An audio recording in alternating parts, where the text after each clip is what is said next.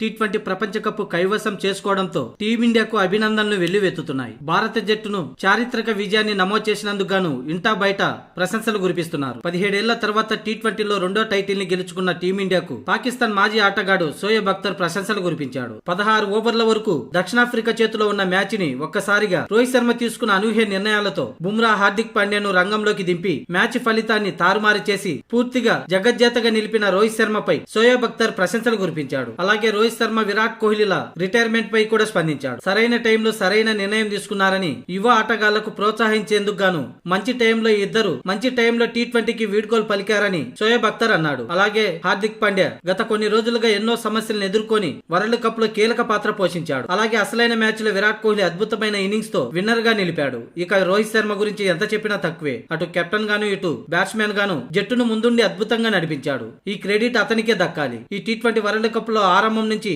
తన వ్యూహాలు అద్భుతం. నిన్న ఫైనల్ మ్యాచ్ లైతే 16 ఓవర్ల వరకు సౌత్ ఆఫ్రికాది, ఆ తర్వాత 4 ఓవర్లలో తన అసలైన వ్యూహం బయట పెట్టాడు. అందుకే టీమిండియా గొప్ప విజయం సాధించిందని షోయబ్ అఖ్తర్ అన్నాడు.